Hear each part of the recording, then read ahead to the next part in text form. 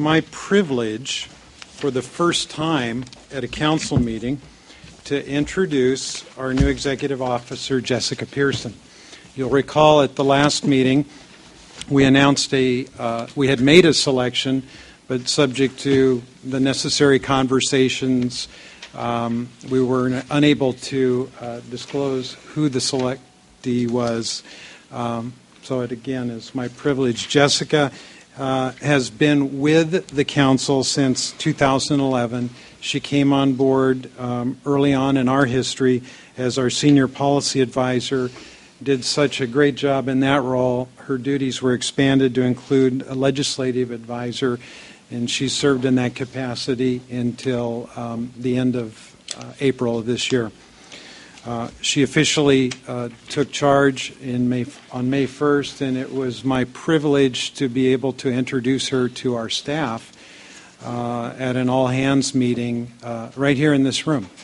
And it's particularly pleasing to me to observe someone who has come through our ranks to rise to the top. I think it is especially encouraging to our staff that there are great opportunities here. Jessica is very, very highly regarded by her peers and her colleagues, both in our organization and among the many agencies and departments that we work with. And it will be my privilege as the full-time chair to be working with her on a daily basis. So Jessica, welcome aboard, and thank you for your leadership. Thank you for the opportunity. Yeah. I have a couple of other items to cover in terms of personnel. You will recall that Hank Nordoff was one of the original appointees to serve as a council member. Hank's term of 4 years expired last month, and he was notified by the governor's office that with thanks for his service. It has been our privilege as council members and staff to work with Hank. He, as many of you know, is a U.S. Navy veteran. When he came to the council, he was serving as the CEO of a biomedical research company, and at that time was serving on 10 other nonprofit boards. Hank has been a very, very busy man, traveling all over the world because of the expertise that he has in the biomedical research field. We have been privileged to work with someone who is literally a captain of industry. And Hank's particular interest, well, actually there were several.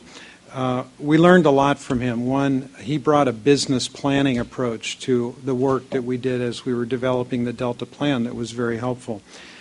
He helped to remind us that we needed to stay focused, that we needed to keep it simple, be direct, and expect a lot. And for those leadership directives from Mr. Nordoff, we were very appreciative. We have prepared, thanks to Keith Coolidge on our staff, a very nice certificate that will be signed by all the council members and presented to him at a later date. I volunteered to go to San Diego and deliver that to him if necessary. And finally, the governor recently announced a new appointment to our council, Susan Tatayan, who currently serves as the Associate Director at the Nature Conservancy and has been there since 2006.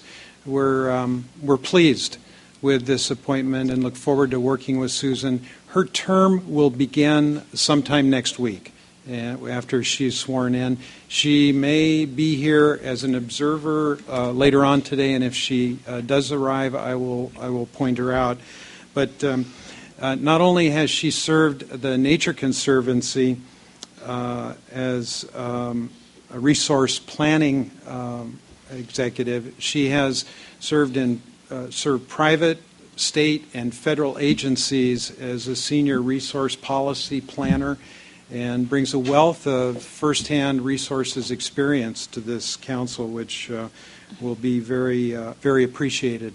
So thank you, Governor Brown, for that appointment on a very timely basis, and we will, beginning sometime early next month, be at full strength.